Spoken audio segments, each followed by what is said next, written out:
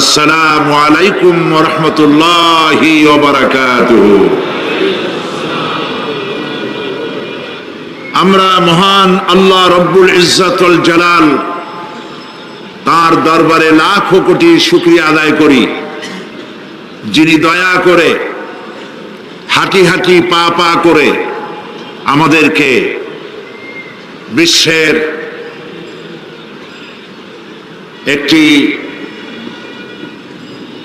সব থেকে বড় তাফসীরুল কোরআন মাহফিল হিসেবে বিবেচিত চট্টগ্রাম তাফসীরুল কোরআন মাহফিল, এত বড় বিশাল মাহফিলের মধ্যে আমাদেরকে শামিল করলেন। সে আল্লাহ পাকের দরবারে শুকরগুজার হচ্ছি, বিনীতভাবে শ্রদ্ধা জড়িত কণ্ঠে উচ্চারণ করছি আলহামদুলিল্লাহ। রব্বানা লাকাল হামদ হামদান কাসীরান তাইয়্যিবান মুবারাকান ফীহি ইয়া রাব্বি লাকাল হামদু কামা ইয়ানবাগি লিজালালি ওয়াজহিকা ওয়া আযীমি সুলতানিকা। মাবুদের মেহেরবানি,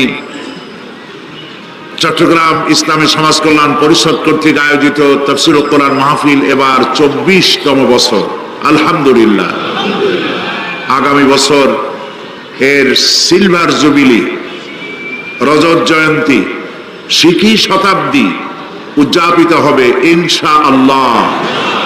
এবং সেই মোতাবারক, সেই সুন্দর দিনটি আমাদেরকে দেখার তৌফিক আল্লাহ পাক দান করুন। আজকে স্মরণ করছি যারা এই তাফসীরুল কোরআন মাহফিলের প্রথম থেকে নিয়ে আয়োজকদের মধ্যে ছিলেন, শ্রোতাদের মধ্যে ছিলেন, বক্তব্য পেশ করার মধ্যে ছিলেন, তাদের মধ্য থেকে আজকে যাদেরকে আমরা হারিয়েছি তাদের জন্য আল্লাহ পাকের দরবারে দোয়া করি, কোরআনে কারীমের বরকতে তাদের কবরগুলিকে আল্লাহ পাক কোরআনের নূর দিয়ে মুনাওয়ার করে দাও, তাদেরকে জান্নাতুল ফেরদাউসের মেহমান বানিয়ে নাও। প্রিয় ভাই সব, কোরআনে কারীমের মতো এত বড় নিয়ামত পৃথিবীবাসীদের জন্য আর কিছু নাই। সুবহানাল্লাহ বলি। আল্লাহ পাকের পক্ষ থেকে আখিরি কিতাব কোরআনে কারীম, সর্বশেষ হেদায়েতের গ্রন্থ কোরআনে কারীম। এই কোরআন শুনতে আল্লাহ পাক আমাদেরকে চয়েস করেছেন, বাছাই করেছেন। যে লোকগুলিকে, তারাই এখানে আসতে পেরেছেন, বাকিরা আসতে পারে নাই। এ কথা ঠিক কিনা? যাদেরকে আল্লাহ পছন্দ করেছেন তারাই আসতে পেরেছেন। এবং এই মাহফিলের দোয়া চাওয়ার জন্যে গত কয়েকদিন থেকে আমার কাছে আরব আমিরাত, কুয়েত, কাতার, আজকেও মক্কা শরীফ থেকে কয়েকটা টেলিফোন আসছে এই মাহফিলের দোয়ার জন্য। যারা এই দেশের লোক বাইরে থাকে তারা দোয়ার মুহতাজ থাকেন, তারা দোয়া চান। এবং আমাকে অনেকে বলেছেন আপনাদেরকে সালাম জানাবার জন্য। এটাও আমার দায়িত্ব। কাজে বিদেশে যতবার যাই তারা এই মাহফিলকে মহব্বত করে, কারণ এই মাহফিল এই প্যারেড ময়দানের মধ্যে সীমাবদ্ধ থাকে না। আমি আল্লাহ পাকের এক ক্ষুদ্র গোলাম। আমার মনে হয় যে আল্লাহ পাক মাহফিলকে কবুল করে নিয়েছেন, কারণ চট্টগ্রাম তাফসীরুল কোরআন মাহফিল চট্টগ্রামের প্যারেড ময়দানে সীমাবদ্ধ থাকে না। পৃথিবীর এমন কোন দেশ নাই যে দেশে বাংলাদেশের মুসলমান আছে আর চট্টগ্রামের তাফসীর মাহফিল তার ঘরের মধ্যে ঢোকে নাই, এমন কোন দেশই নাই। সুবহানাল্লাহ। সর্বত্র পৌঁছায় দিয়েছেন আল্লাহ পাক দয়া করে। সেই জন্য ওই আল্লাহ পাকের শুকর আদায় করি, যিনি দয়া করে এই মাহফিলকে কবুল করেছেন বলেই আমাদের কাছে মনে হয় আল্লাহ যেন কিয়ামতের দিন এটা আমাদের জন্য নাজাতের জরিয়া করে দেন। কোরআন শরীফের আমরা সেই কিতাবের আলোচনা করছি যে কিতাব সম্পর্কে আল্লাহ পাক বলছেন, কুল বিফাদলিল্লাহি ওয়া বিরহমাতিহি ফাবিযালিকা ফালিয়াফরাহু হুয়া খায়রুম মিম্মা ইয়াজমাউন। আল্লাহ পাক বলছেন, কুল বিফাদলিল্লাহি ওয়া বিরহমাতিহি, হে রাসূল আপনি বলুন মুসলমানদের জন্য আল্লাহ পাকের একটি করুণা বিশ্ববাসীর জন্য আল্লাহ পাকের পক্ষ থেকে একটি দয়া। সেই দয়াটি হচ্ছে এই যে কোরআনের মতো একখানা কিতাব আল্লাহ পাক তোমাদেরকে দান করেছেন। সুবহানাল্লাহ। ফাবিযালিকা ফালিয়াফরাহু, কোরআনের মতো একখানা কিতাব পেয়েছো, এই জন্য আনন্দ করো, ফুর্তি করো, আনন্দ করো, কোরআনের মতো কিতাব পেয়েছো। সুবহানাল্লাহ। কোরআন শরীফের আমরা সেই কিতাবের আলোচনা করছি যে কিতাব সম্পর্কে আল্লাহ পাক বলছেন, قل بفضل الله وبرحمته فبذلك فليفرحوا هو خير مما يجمعون। আল্লাহ পাক বলছেন, قل بفضل الله وبرحمته, হে রাসূল আপনি বলুন মুসলমানদের জন্য আল্লাহ পাকের একটি করুণা, বিশ্ববাসীর জন্য আল্লাহ পাকের পক্ষ থেকে একটি দয়া। সেই দয়াটি হচ্ছে এই যে কোরআনের মতো একখানা কিতাব আল্লাহ পাক তোমাদেরকে দান করেছেন। সুবহানাল্লাহ। ফাবিযালিকা ফালিয়াফরাহু, কোরআনের মতো একখানা কিতাব পেয়েছো, এই জন্য আনন্দ করো, ফুর্তি করো, আনন্দ করো, কোরআনের মতো কিতাব পেয়েছো। সুবহানাল্লাহ। হুয়া খায়রুম মিম্মা ইয়াজমাউন, আর এ হচ্ছে সারা পৃথিবীর সমস্ত মানুষ যা কিছু অ্যাচিভ করেছে, সারা পৃথিবীর মানুষ যা কিছু অর্জন করেছে, কোরআন তার থেকে উত্তম। বোঝেন নাই কথা? বুঝলে সুবহানাল্লাহ বলতে পারতেন না, এখন বলে আর ওই সুবিধা হবে না। বুঝে বললে যে মহব্বতটা হয় ওইটা হয় না আর কি। আল্লাহ কি বলছেন শোনেন, আল্লাহ পাক বলছেন হুয়া খায়রুম মিম্মা ইয়াজমাউন, পৃথিবীর সমস্ত মানুষ যা অর্জন করেছে। মানুষেরা কি অর্জন করেছে? মানুষেরা অর্জন করেছে সোনার খনি, লোহার খনি, কয়লার খনি, রূপার খনি, হীরার খনি, ইন্ডাস্ট্রি, এমপি, মন্ত্রী, প্রেসিডেন্ট, জায়গা জমি, বাড়ি গাড়ি। পৃথিবীর সমস্ত মানুষ জাগতিক যা কিছু অর্জন করেছে, পৃথিবীর সমস্ত মানুষ, কোরআন তার থেকে উত্তম। সেই কিতাব আমাদের কাছে এসেছে। আমি ওই কিতাব থেকে আপনাদের সামনে আলোচনা করার আশা রাখি, তবে আমি তো কিছু বলতে পারবো না। সুবহানাকা লা ইলমা লানা ইল্লা মা আল্লামতানা আলাইহি তাওয়াক্কালতু ওয়া ইলাইহি উনীব। আল্লাহ পাক যদি দয়া করে, মানুষেরা বড় আশা করে আসে কোরআন শোনার জন্য, আল্লাহ মরা গাছ দিয়ে ফুল ফুটাইতে পারেন, মরুভূমিতে পানির প্রস্রবণ ঘটিয়ে দিতে পারেন, জিন্দাকে মৃত্যু করতে পারেন, মৃত্যুকে জিন্দা করতে পারেন। সেই মহান আল্লাহ ইচ্ছা করলে আমার মতো এক নাখান্দা গোলাম, তাকে দিয়ে আল্লাহ পাক ইচ্ছা করলে বলাতে পারেন। সে আল্লাহর প্রতি রুজু হচ্ছি, তিনি যেন দয়া করে এমন কিছু কথা বলান এই 5 দিন, যে কথাগুলি আমার জীবনের জন্য ফায়দা বয়ে আনে এবং যারা শোনেন তাদের জন্য যেন বিশাল ফায়দা দুনিয়ায় হয়, আখিরাতেও হয়। প্রিয় ভাই সব, আমরা ধীরে ধীরে কথা বলবো ইনশাআল্লাহ। বলেন ইনশাআল্লাহ। কারণ আমাদের হাতে সময় 5 দিন। সময় কয় দিন? 5 দিন। আল্লাহ যদি দয়া করে এই 5 দিন আমাদের জন্য সুবিধা করে দেন, তা আমরা ধীরে ধীরে আলোচনা করব এবং একটা টার্গেটে আমরা পৌঁছতে চেষ্টা করব ইনশাআল্লাহ, বিফাদলিল্লাহ, বিইজনিল্লাহ। সেজন্য ধৈর্যের প্রয়োজন, ধৈর্যের প্রয়োজন। আপনারা ধৈর্য হারাবেন না, উঠাউঠি করবেন না, শুনতে চেষ্টা করবেন। যতক্ষণ পর্যন্ত আল্লাহ পাক শুনান, বলান, ততক্ষণ পর্যন্ত শুনতে থাকুন, ফায়দা হবে। এই পৃথিবীতে মানুষগুলো ছিল অসভ্য, ছিল চোর, ডাকাত, জেনাকার, বদমাশ, ছিল সন্ত্রাসী, ছিল নানা ধরনের অপরাধে লিপ্ত। আল্লাহ পাক এই মানব মণ্ডলীকে, বিশ্বের মানব গোষ্ঠীকে সৃষ্টি করেছিলেন তার জান্নাতে ফিরায় নেওয়ার জন্য, জাহান্নামে দেওয়ার জন্য নয়। এই মানব গোষ্ঠীকে আল্লাহ পাক পেগম্বর পাঠালেন, আর পেগম্বরদের কাছে আসমানের কিতাব দিলেন। কিতাব দিয়ে আর নবীদের মতো শ্রেষ্ঠ চরিত্রের, শ্রেষ্ঠ মানের লোকদের দিয়ে মানুষদেরকে হেদায়েতের কথা শোনালেন। নবী করিম সাল্লাল্লাহু আলাইহি সাল্লাম আজ থেকে 1500 বছর আগে তিনি মানুষের সামনে এটি পেশ করলেন যে এই পৃথিবীর শেষ কথা নয়, আর একটা জায়গা আছে যেই জায়গায় এই পৃথিবীর সব কাজের হিসাব দিতে হবে, সেই জায়গাটায় আমাদের সকলকে উঠতে হবে। নবী করিম সাল্লাল্লাহু আলাইহি সাল্লাম মানুষকে পরকালের জ্ঞান দিয়েছিলেন, মানুষকে আখিরাতের জবাবদেহিতার কথা বলেছিলেন।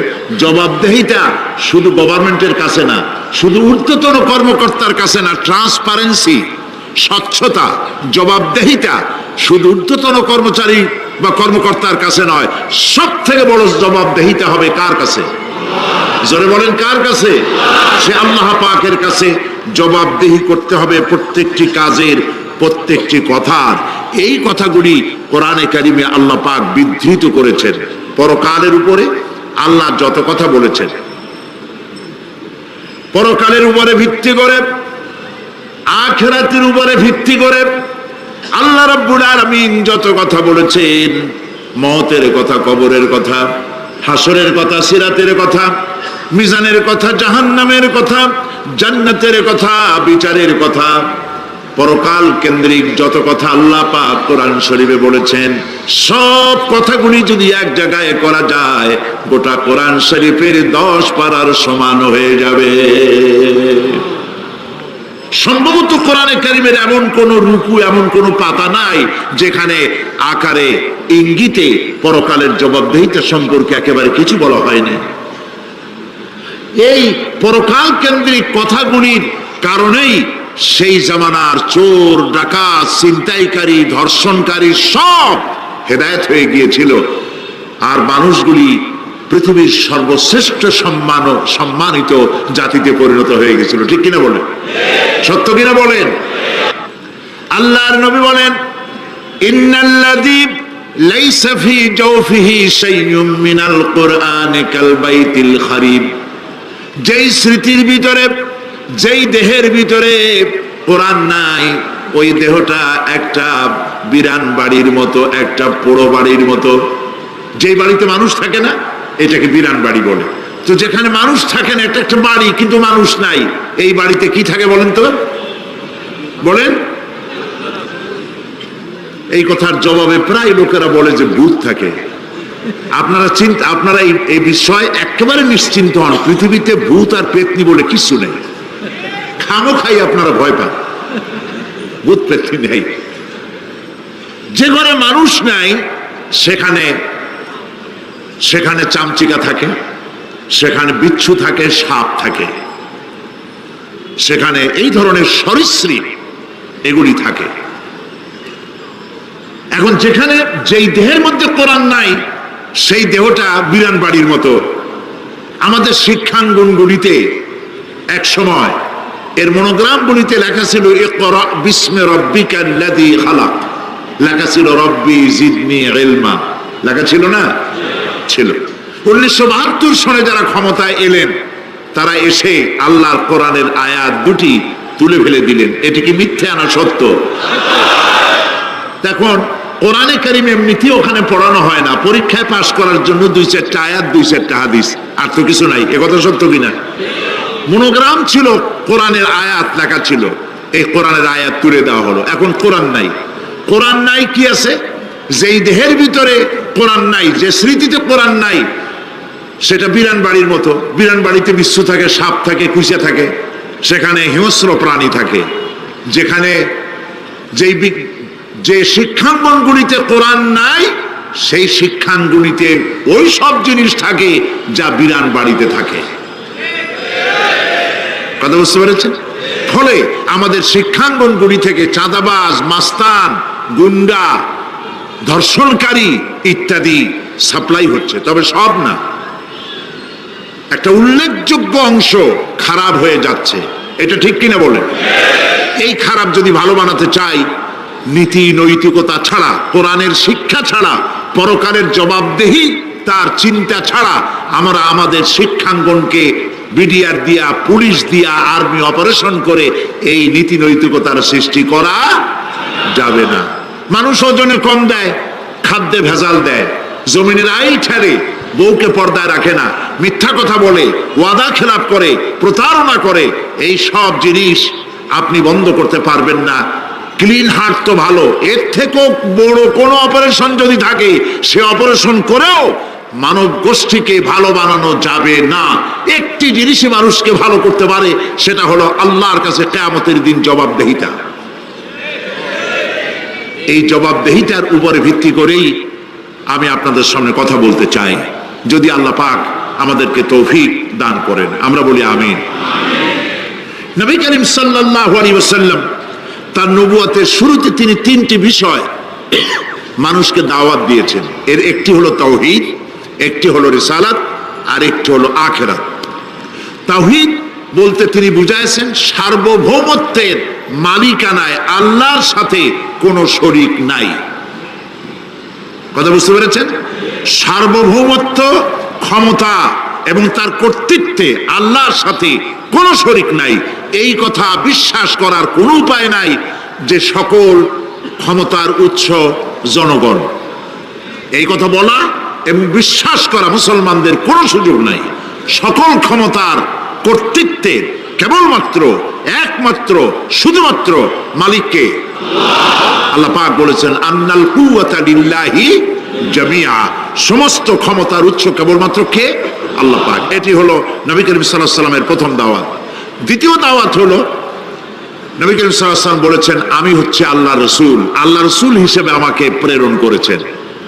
3 নম্বরের দাওয়াত ছিল এই যে এই দুনিয়া এরকম থাকবে না, এই দুনিয়া ধ্বংস হবে এবং আমরাও একদিন মরে যাব, মরার পরে মাটিতে মিশে যাব, গলে যাব, এরপরে আবার আল্লাহ পাক আমাদেরকে উঠাবেন এবং কিয়ামতে আল্লাহর কাছে আমাদেরকে জবাবদিহি করতে হবে। এই 3টি বিষয় নবী করিম সাল্লাল্লাহু আলাইহি ওয়াসাল্লাম মক্কি জিন্দেগিতে মানুষের সামনে এই দাওয়াত পেশ করেছেন এবং কোরআনে কারিমও এই কথাগুলি এইভাবেই নাজিল হয়েছে।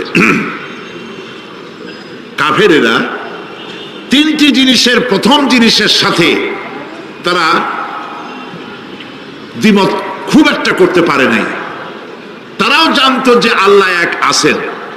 তাদের যে দেবতাগুলি ছিল এ সম্পর্কে তাদের ধারণা ছিল যে দেবতাগুলিও ওই আল্লাহর তৈরি করা, তবে আল্লাহর কাজে এরা হলো অংশীদার।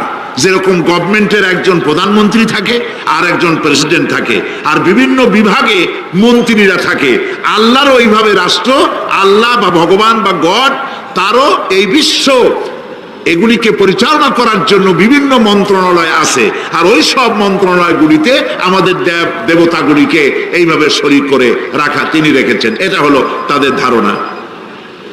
2 নম্বরে নবী করিম সাল্লাল্লাহু আলাইহি ওয়াসাল্লামের রিসালাত সম্পর্কে তাদের এ ব্যাপারে তারা একমত হতে পারে নাই, কিন্তু নবী করিম সাল্লাল্লাহু আলাইহি ওয়াসাল্লাম মিথ্যা কথা বলেছেন নাউজুবিল্লাহ এটা তারা ধারণা করতে পারতো না, কারণ 40টি বছর পর্যন্ত একটি মিথ্যে কথা তিনি বলেন নাই। সুবহানাল্লাহ বলেন। নবুয়তের আগ পর্যন্ত কোনো মিথ্যে কথা তার কাছ থেকে লোকেরা শোনে নাই। সুবহানাল্লাহ। সারা জীবনেও তিনি কোনো মিথ্যে কথা বলেন নাই। তৃতীয় যে বিষয়টি, এই বিষয় ছিল তাদের মারাত্মক প্রশ্ন, সেটাই আপনাদের সামনে আমি বলবো ইনশাআল্লাহ। তবে স্রষ্টা সম্পর্কে, আল্লাহ সম্পর্কে তাদের ধারণা ছিল এই। আল্লাহ পাক কোরআনে কারিমে বলছেন وَلَئِنْ سَأَلْتَهُمْ مَنْ خَلَقَ السَّمَاوَاتِ وَالْأَرْضَ لَيَقُولُنَّ خَلَقَهُنَّ الْعَزِيزُ الْعَلِيمُ। তাদেরকে যদি প্রশ্ন করা হয় কে আকাশ সৃষ্টি করেছে, কে জমিন সৃষ্টি করেছে, তাহলে তারা বলবে, এবং তোমাদেরকে কে সৃষ্টি করেছে, তার জবাবে তারা বলবে পরাক্রমশালী আল্লাহ রব্বুল আলামিন, তিনি সৃষ্টি করেছেন। ফেরাউনও কিন্তু কোনোদিন বলে নাই যে আকাশ আর জমিন আমি সৃষ্টি করেছি। নমরুদও কোনোদিন বলেনি আকাশ আর জমিন আমি সৃষ্টি করেছি। কেউ নিজেকে স্রষ্টা বলে কেউ দাবি করেনি। এইভাবে করে আল্লাহ পাক বলছেন তাদেরকে যদি এই প্রশ্ন করা হয় وَلَئِنْ سَأَلْتَهُمْ مَنْ نَزَّلَ مِنَ السَّمَاءِ مَاءً فَأَحْيَا بِهِ الْأَرْضَ مِنْ بَعْدِ مَوْتِهَا لَيَقُولُنَّ اللَّهُ।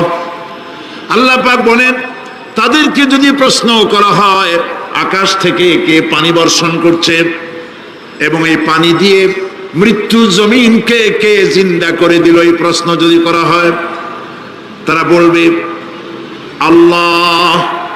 কি জবাব দেবে বলুন? আকাশ থেকে পানি বর্ষণ কে করে?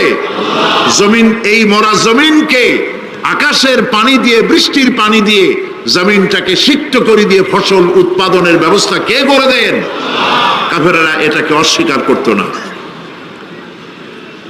এরপরে যদি তাদের জিজ্ঞেস করা হতো ওয়ালা ইন সাআলতাহুম মান খালাকাহুম লায়াকুলুন্নাল্লাহ, যদি প্রশ্ন করা হতো তোমাদেরকে কে সৃষ্টি করেছে, তার জবাবেও তারা বলতো আল্লাহ। এই আল্লাহর ব্যাপারটি নিয়ে তারা কোনো প্রশ্ন তুলতো না, যে আমরা সৃষ্টি করেছি কথা বলতো না। নবী কারীম সাল্লাল্লাহু আলাইহি ওয়াসাল্লামের রিসালাত সম্পর্কেও তারা, তিনি মিথ্যা কথা বলছেন নাউজুবিল্লাহ, এ কথা বলতেও তারা সাহস পাইতো না, যেহেতু সারা সমাজ তাকে আল আমিন বলেছে, সাদেক বলেছে। 40 বছর পর্যন্ত লোকেরা তাকে সাদেক, সত্যবাদী, আল আমিন বলেছে। আল্লাহ পাক তাকে সেইভাবেই তৈরি করেছেন যে বিষয়টি নিয়ে তাদের মধ্যে সব থেকে চিন্তা ছিল, যেটা নিয়ে তারা সব থেকে বেশি গবেষণা করত, সেটি হলো নবী করিম সাল্লাল্লাহু আলাইহি ওয়াসাল্লাম যখনই বলেছিলেন যে পরকাল আছে, আখিরাত আছে, এইটা নিয়ে তাদের মাথায় যন্ত্রণা সৃষ্টি হলো। হাটে মাঠে ঘাটে তারা যেখানেই যেত খালি তারা আলোচনা করতো, শুনছো কথা, আমরা নাকি মরে যাব, তারপরে নাকি আমাদেরকে আল্লাহ পাক কিয়ামতে উঠাবেন এবং সেইখানে নাকি আমাদের সমস্ত কিছু জিজ্ঞাসা করা হবে, ওইখানে নাকি সব কথার জবাব দেওয়া লাগবে।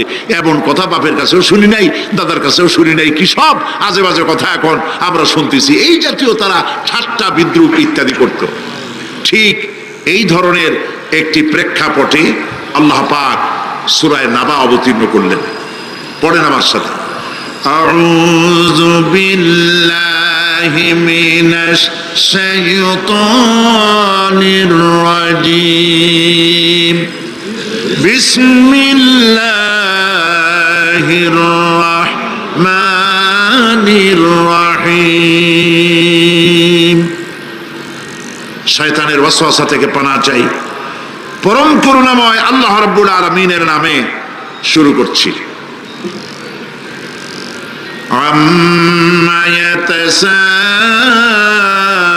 يتساءلون عن النبأ العظيم الذي هم فيه مختلفون كلا سيعلمون ثم كلا سيعلمون। সূরা নাবা মক্কায় অবতীর্ণ, 2টি রুকু, 40টি আয়াত। এই সূরাটিতে আল্লাহ পাক মানুষের পরকালীন জীবন সম্পর্কে এবং পরকালের সম্ভাবনা সম্পর্কে এক বিস্তারিত আলোচনা আল্লাহ পাক করেছেন। নবী করিম সাল্লাল্লাহু আলাইহি ওয়াসাল্লাম বলেছেন, কেউ যদি দুনিয়ায় বেঁচে থেকে জীবিত চোখ দিয়ে পরকাল দেখতে চায়, পরকাল তো আমরা দেখতেছি না, কি বলেন? আমরা দেখতেছি? আমাদের কোন আত্মীয় স্বজন, মরা আত্মীয় স্বজন বেঁচে এসে ওই জগৎ সম্পর্কে আমাদেরকে কিছু বলতে পারতেছে? কেউ পারেনি। কাজেই সেই পরকালটা কেমন হবে, নবী করিম সাল্লাল্লাহু আলাইহি ওয়াসাল্লাম বলেছেন, কেউ যদি দেখতে চায় তাহলে, দুনিয়ায় বেঁচে থাকা অবস্থায় কেউ যদি পরকাল দেখতে চায়, তাহলে সে যেন সূরা নাবা, সূরা নাজিআত, সূরা তাকবীর, সূরা আল ইনফিতার সেজন্য পড়ে। তাহলে কিয়ামত তার চোখের সামনে ভেসে উঠবে। সুবহানাল্লাহ।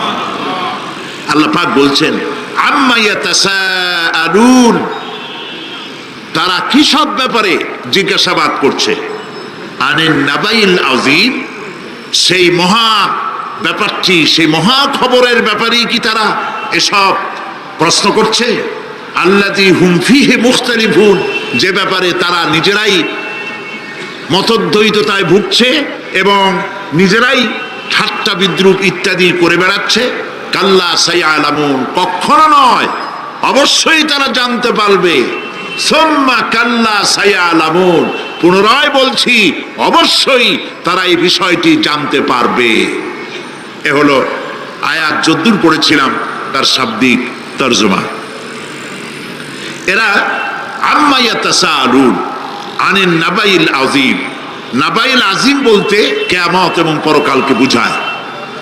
ইয়াতাসাআলুন বলতে জিজ্ঞাসাবাদ, পরস্পর পরস্পরকে তারা জিজ্ঞাসা করতো, কি ভাই আমরা নাকি মরে যাব, তারপর নাকি জিন্দা হব, এটা কেমন কথা? আল্লাযী হুম ফীহি মুখতালিফুন, যে বিষয় নিয়ে তারা পরকালের বিষয়টি নিয়ে পরস্পর পরস্পরে ঠাট্টা করত, বিদ্রুপ করত। পরকাল সম্পর্কে অবিশ্বাসী যারা ছিল তাদের প্রশ্নগুলো কিরকম ছিল কোরআনে কারীম তা বিধৃত করছে। প্রিয় ভাই সব, কোরআন কোনো গোপন কিতাব নয়। আল্লাহ পাক কোনো জিনিস গোপন রাখেন নাই, সব জিনিসকে মানুষের সামনে স্পষ্ট করে দিয়েছে। সুবহানাল্লাহ বলেন। কিন্তু এখানে একটা দুঃখ আছে, সেটা হলো এই যে কোরআন শরীফ সম্পর্কে আমাদের মুসলমানদের একটি গ্রুপ, একটি দল, তারা বলে বেড়ান যে কোরআন তো আসলে আমরা বুঝবো না, আমরা হলাম পাবলিক, কোরআনের আমরা বুঝবো কি, এগুলি সব আলেম ওলামাদের কাম, আমরা বুঝবো না। আসেন আমাদের অন্যরা কি বলে, হুজুররা কি বলে দেখি, সেই সব বইপত্র পড়ি। প্রিয় ভাই সব, বুজুর্গরা মুরব্বীরা যে কথা বলেন সে কথা যে সঠিক তা বোঝার জন্যই তো কোরআন প্রয়োজন। কোরআনই যদি না বুঝলেন তাহলে তারা আপনাদেরকে বিভ্রান্ত করছে কিনা সেটা তো আপনি বুঝতে পারবেন না। কথা ঠিক কিনা বলেন? এখন কোরআন বোঝা যারা বলেন যে এটা কোরআন বোঝা সহজ নয়, কঠিন, আমার চিন্তায় এই লোকগুলি, এই বিশাল একটি গ্রুপ, একটি দল, শয়তানের বড় রকমের ওয়াসওয়াসার ভিতরে তারা নিমজ্জিত হয়ে গেছে। আল্লাহ মেহেরবানি করে এই ভাইদের দৃষ্টিকে খুলে দিন, যাতে তারা বুঝতে পারে যে কোরআন শুধু আলেম ওলামাদের জন্য নয়, কোরআন পৃথিবীর সমস্ত মানুষের জন্য। হুদাল লিল আলামিন তো আল্লাহ পাক বলেন নাই আলেমদের জন্য নাজিল করেছি, তা তো বলেন নাই, বলেছেন হুদাল লিন্নাস, সমস্ত মানুষের জন্য কোরআন দেওয়া হয়েছে। এখন কোরআন বোঝা কঠিন না সহজ? এই প্রশ্নের জবাবে আল্লাহ রাব্বুল আলামিন, আমরা প্রশ্ন করব, আমাদের প্রশ্ন করার অনেক আগে আল্লাহ রাব্বুল আলামিন সূরা কামারের ভিতরে একটি প্রশ্নের জবাব 4 বার দিয়েছেন। আল্লাহ পাক বলেছেন, ওয়া লাকাদ ইয়াসসারনাল কুরআনা লিযিকর ফাহাল মিন মুদ্দাকির। আল্লাহ পাক বলেন, আমি আল্লাহ অবশ্যই কোরআনকে মুখস্থ করার জন্য আর কোরআন বোঝার জন্য মানুষের কাছে আমি সহজ করে দিয়েছি। ফাহাল মিন মুদ্দাকির, আছে কে কেউ এর থেকে উপদেশ গ্রহণ করা? 4 বার আল্লাহ পাক বলেছেন সূরা কামারের ভিতরে, অবশ্যই কোরআন আমি বোঝার জন্য সহজ করে দিয়েছি। সুবহানাল্লাহ বলেন। আমরা বুঝতে চাই না, তাহলে বুঝবো কি করে? বুঝতে চাইলেই তো আমরা বুঝতে পারবো, চেষ্টা করলেই বুঝতে পারবো। কোরআনে কারীমের এই সূরাটির দিকে লক্ষ্য করেন, আল্লাহ পাক বলছেন কাফেররা এটা বিশ্বাস করতো না, বিশ্বাস না করে তারা কি সব প্রশ্ন উঠাইতো, সেই প্রশ্নগুলো আল্লাহ পাক তুলে ধরেছেন। আরেকটি জিনিস লক্ষ্য করুন, আল্লাহর চাইতে শক্তিধর পৃথিবীতে কেউ আছে? আকাশে কেউ আছে? কোথাও কেউ আছে? কেউ নাই। আল্লাহরে অস্বীকার করছে একদল লোক, বলতেছে মানি না। আল্লাহ পাক ফেরেশতা পাঠায় দিলেন, ওদের গর্দান পিটাই ভেঙে দাও, আমারে মানে না কে? এইরকম কি আল্লাহ করছে? না, করেন নাই। ওরা বলে পরকাল মানি না, আল্লাহরে মানি না। আল্লাহ পাক কোরআনে যুক্তি দিয়েছেন, আর নবী করিম সাল্লাল্লাহু আলাইহি সাল্লামকে বলেছেন, ইন্নামা আনতা মুযাক্কিরুন লাস্তা আলাইহিম বিমুসাইতির। হে নবী, উপদেশক করে আপনাকে পাঠিয়েছি, আপনাকে লাঠিচার্জ করার জন্য পাঠাই নাই।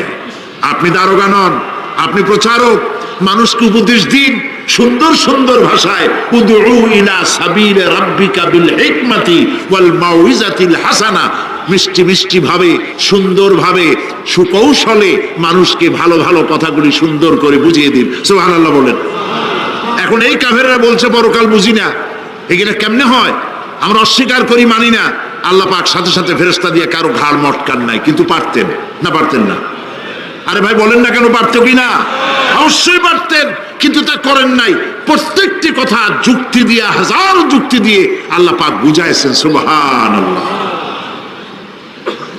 কাফেরেরা প্রশ্ন করল,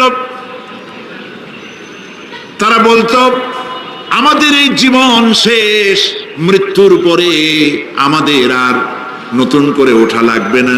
ওরা বলতো ইন্না হাউলানি লায়াকুলুনা ইন হিয়া ইল্লা মাউতাতুনাল উলা ওয়া মা নাহনু বিমুনশারিন।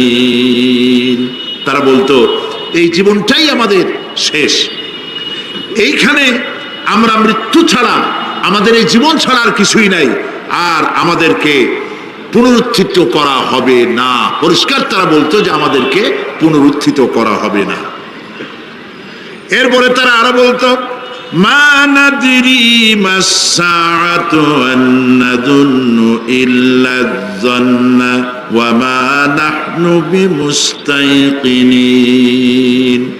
ওরা বলতো কিয়ামত কি জিনিস তা আমরা জানি না, আমরা বুঝি না, আমরা শুধু অনুমান করি মাত্র, আর আমাদের বিশ্বাস হলো আমাদেরকে কখনোই উঠানো হবে না, পুনরুত্থিত আমরা হব না। প্রিয় ভাই সব, এইভাবে তারা পরকালকে অস্বীকার করার কথাগুলি তারা বলতো। কাফেরেরা প্রশ্ন তুলতো আমরা আর আমাদের মৃত্যুর পরে আর আমাদেরকে জিন্দা করা হবে না।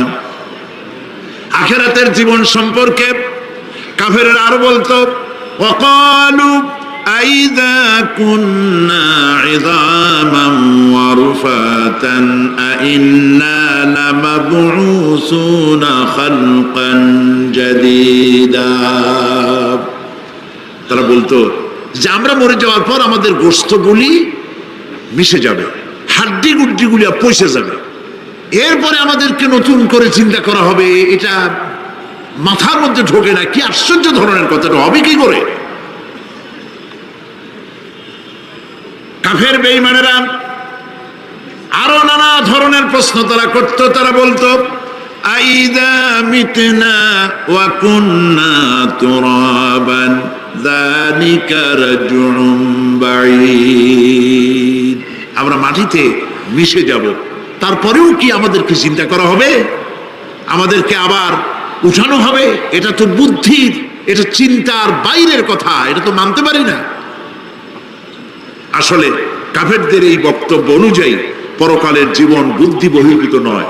ওরা যে বলে যে এটা আমাদের বুদ্ধিতে কুলায় না, আসলে তারা বুদ্ধি খাটায় নাই। কাফের তো বুদ্ধি খাটায় নাই। যেমন আমাদের ইউনিভার্সিটিতে ঢাকা বিশ্ববিদ্যালয়ে একজন ছিল, বেটা মরছে, হ্যাঁ আমি নাম নাই নিলাম, আপনারা তো বুঝে ফেলাইছেন। সে কয় যে পরকাল বিশ্বাস করি না, বিয়া টিয়া মানি না, মরা এটা হইতে পারে কিন্তু মরার পরে আরেকটা জীবন হবে, ওইখানে হিসাব হবে, বিচার হবে, এই সমস্ত মানি না। এর থেকে আমারে তোমরা, আমি মরার পর হ্যাঁ মানে গোসল করাইও না, কাফন পরাইও না, জানাজা মানাজা এগুলি আমি বিশ্বাস করি না। নাউযুবিল্লাহ। কত বড় কপাল পোড়া, কত বড় কপাল পোড়া। ও মরার পর তার এই চিন্তা সম্পর্কে যখন আমি জানতে পেরেছি, আমার ধারণা হয়েছে ওই লোকটার উপরে আমার খুব দুঃখ হয় না। যেরকম কত কাফের আসছে, কত নাস্তিক আসছে, বিদায় হয়ে গেছে, এগুলো কোনো ব্যাপার না দুনিয়ার ইতিহাসে। সব থেকে বড় ব্যাপার হলো এই লোকটি বাংলা বিভাগে বছরের পর বছর, যুগের পর যুগ শিক্ষকতা করেছে ঢাকা বিশ্ববিদ্যালয়ে। সে কত সোনার টুকরার ছেলেকে কয়লার খনি বানায় দিয়েছে। এই জন্য বিশ্ববিদ্যালয়ে যারা চাকরি করে সরকারের দেখা উচিত কাদেরকে চাকরি, সেখানে শিক্ষকতা করার জন্য কাদেরকে নিয়োগ করা হচ্ছে, তারা নামাজি কিনা, তারা পরিষ্কার কিনা, তারা জেনাকার কিনা, তারা মদ খায় কিনা, তারা শয়তানি করে কিনা, দেখে শুনে ভালো মানুষ দেওয়া উচিত। মরে গেল, তারপরে তাকে রাখা হলো ডায়াবেটিক সেন্টারের মারিচুয়ারি ডিপ ফ্রিজের মধ্যে। তিনি বলে গেলেন আমি মরার পর আমাকে মেডিকেল কলেজে পাঠায় দিও, তারা আমারে কাটা ছেঁড়া করিয়া তারপরে অপারেশন শিখবে। তো তার নসিহত অনুযায়ী তাই করা হলো, ওসিয়ত অনুযায়ী। যখন মেডিকেল কলেজের ছেলেরা টের পেল যে ওই নাস্তিকরে আনতেছে মেডিকেল কলেজে অপারেশন করে আমাদের শেখাবার জন্য, তারা বললো আল্লাহর রাস্তায় মাপ চাই, এই শয়তানের এদিকে আনবেন না। কারণ সারা জীবন সে আল্লাহরে মানে নাই, অস্বীকার করেছে। পরে কাটা ছিঁড়া করে আমরা যদি কিছু শিখি তো তাই দিয়া যে রুগী ভালো হবে বা অপারেশন করলে সেটাও করবে। সুতরাং মাপ চাই, ফিরাও। ফিরাইয়া এখন ওইটার কি অবস্থা হয়েছে আমি জানি না, লেটেস্ট নিউজ জানি না কোথায় আছে। যদি এখন কবর তো কপালে হইল না, এখন যদি রাস্তাও ভালায় দেয় আমাদের দেশের কুত্তাও খাবে না।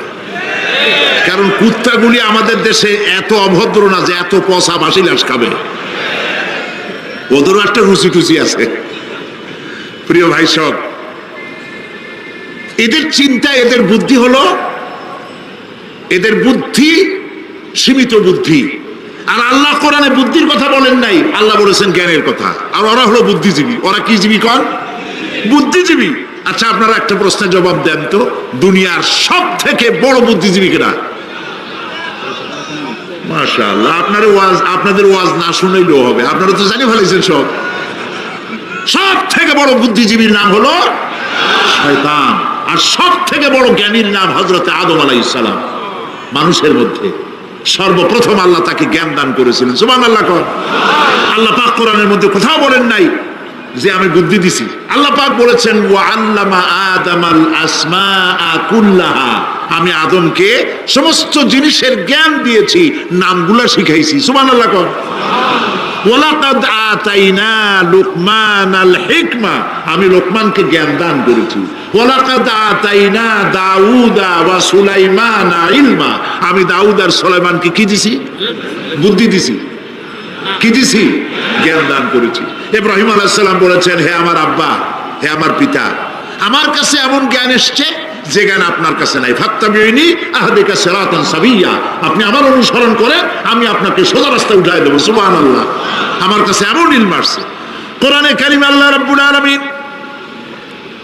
বুদ্ধি শেখো, আল্লাহর কাছে বুদ্ধি কামনা করো, এটা তিনি এক জায়গাও বলেন নাই। বলেছেন আমার কাছে দোয়া চাও, রব্বি জিদনি ইলমা। পড়েন সবাই, রব্বি জিদনি ইলমা। আবার বলেন, রব্বি জিদনি ইলমা। আয় আল্লাহ, তুমি আমার জ্ঞান বৃদ্ধি করে দাও। শয়তান ছিল বুদ্ধিজীবী, আদম আলাইহিস সালাম ছিলেন জ্ঞানী। শয়তান সুদ্দা।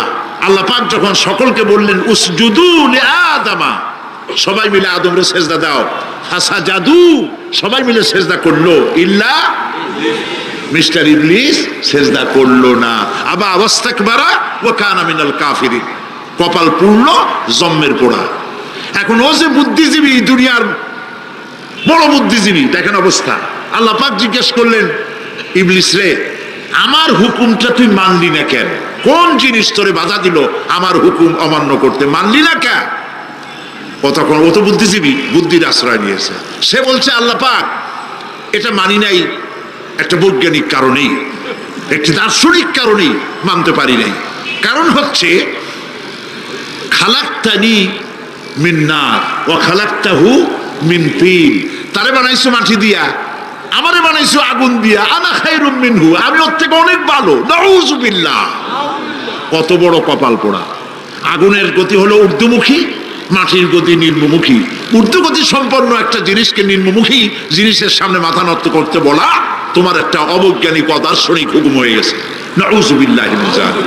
আল্লাহ পাক বললেন, ইন্নাকা রাজীব, মরদুদ, বিতাড়িত, সব আমল বরবাদ করে দিলাম। দেখেন, অপরাধ শয়তান করেছে, অপরাধ আদম আলাইহিস সালাম করেছে। একজন অপরাধ করে শয়তান হয়ে গেল, আর একজন অপরাধ করে আল্লাহর পয়গম্বর হয়ে গেল। সুবহানাল্লাহ বলবেন না কেন? কারণ হলো শয়তান বুদ্ধিজীবী, বুদ্ধির আশ্রয় নিল। আদম আলাইহিস সালাম তিনি বুদ্ধির আশ্রয় নেন নাই, তিনি আকলের, তার জ্ঞানের কাছে তিনি আশ্রয় নিয়েছেন। অর্থাৎ তিনি চিন্তা করতেছিলেন যে আল্লাহ পাক আমাকে নিষেধ করলেন একটা গাছের কাছে যেতে, আমিও গেলাম, বউও গেল, যা নিষেধ করলেন সেটা করলাম। এখন যদি আল্লাহ আমারে প্রশ্ন করেন যে আমার হুকুম অমান্য করলা কেন, কি জবাব দেব? আদম আলাইহিস সালাম জবাব খুঁজে পাচ্ছিলেন না। কিন্তু আমি ওই আয়াত তেলাওয়াত করার পর সর্বপ্রথম সেই ছাত্র জীবনে আমি চিন্তা করলাম জবাব তো একটা দিতে উনি পারতেন। ছাত্র মানুষের মধ্যে তো নানান চিন্তা আসে। তো আমার চিন্তা আসলো উনি একটা জবাব তো দিতে পারতেন, আমাদের আবাল বাসার একটা জবাব তো দিতে পারতেন, এই যে আল্লাহ পাক সবই ঠিক আছে, অপরাধ আমি করেছি, ভুল আমি করেছি, কিন্তু আমার এটা জানতে ইচ্ছে হয় জান্নাতের সমস্ত নাজ নেয়ামত আমার জন্য তুমি জায়েজ করে দিলা, যে গাছটার কাছে যাওয়া যাবে না, ফল খাওয়া যাবে না, এরকম একটা গাছ জান্নাতের মধ্যে বানাইয়া আমারই বিপদে ভালাইলা কেন? এরকম একটা জবাব তিনি দিতে পারতেন, কিন্তু তিনি দেন নাই, কারণ তিনি বুঝতে পেরেছেন মহাশক্তিধর আকাশ আর জমিনের মালিক আল্লাহ রাব্বুল আলামিনের সামনে আর্গুমেন্ট চলে না, তার সামনে আর্গুমেন্ট চলে না, সারেন্ডার চলে, আত্মসমর্পণ করা চলে। হযরত আদম আলাইহিস সালাম কোন আর্গুমেন্টের কাছে গেলেন না, কেঁদে কেঁদে অস্থির হয়ে যাচ্ছেন। আল্লাহ রাব্বুল আলামিন যখন প্রশ্ন করবেন, আদম রে আমার হুকুম ভাঙলি কেন, অমান্য করলি কেন, কি জবাব দেব? আর ঠিক সেই মুহূর্তেই রব্বুল আলামিন প্রশ্ন করলেন, আদম রে আমার হুকুম অমান্য করলে কেন? হযরত আদম আলাইহিস সালাম কোন বুদ্ধির আশ্রয় না নিয়া তার জ্ঞান তাকে বলে দিল, আল্লাহ তাকে কালেমা শিখাই দিলেন। উদ্বুদ্ধ হয়ে তিনি আল্লাহ রাব্বুল আলামিনের সামনে মাথা নত করে দিয়ে বললেন, রব্বানা যালামনা আনফুসানা ওয়া ইল্লাম তাগফির লানা ওয়া তারহামনা লানাকুনান্না মিনাল খাসিরিন। পড়েন সবাই, রব্বানা যালামনা আনফুসানা ওয়া ইল্লাম তাগফির লানা ওয়া তারহামনা লানাকুনান্না মিনাল খাসিরিন। রব্বানা যালামনা, হে আল্লাহ আমি আমার নফসের পরে, যালামনা আনফুসানা আমি আমার নফসের পরে জুলম করেছি, অত্যাচার করেছি। ওয়া ইল্লাম তাগফির লানা, তুমি যদি আমাকে ক্ষমা না করো। জ্ঞান কত দেখেন, শুধু ক্ষমা চান নাই, বলেছেন তুমি যদি আমাকে ক্ষমা না করো, ওয়া তারহামনা আর যদি দয়া না করো, লানাকুনান্না মিনাল খাসিরিন আমি ক্ষতিগ্রস্ত হয়ে যাব। কতটা জ্ঞানের অধিকারী তিনি! তিনি এটা বললেন না যে শুধু মাফ করে দাও, শুধু মাফ করলে হবে না, মাফও করা লাগবে, আর আগে যেমন দয়া করতে সেটাও করতে সেটাও করা লাগবে। সুবহানাল্লাহ, আল্লাহ পাক রাজি হয়ে গেলেন। রাজি হন নাই? আল্লাহ রাব্বুল আলামিন হযরত আদম আলাইহিস সালাম কি শুধু ক্ষমা করলেন না, ক্ষমাও করলেন, আর নবীর মর্যাদা দিয়ে আল্লাহ রাব্বুল আলামিন দুনিয়ায় পাঠাইয়া দিলেন। সুতরাং বুদ্ধি দিয়ে কাফেররা বুদ্ধির আশ্রয় গ্রহণ করে সর্বনাশ করেছে, যে পরকাল হইতে পারে না, মরে যাব আবার উঠবো, আবার এই শরীর কেমনে তৈরি হবে, এইটা তাদের বুদ্ধিতে কুলায় নাই। কিন্তু বুদ্ধি দিয়া চিন্তা করলে বোঝা যাইতো যে হ্যাঁ পরকাল একটা হইতে পারে।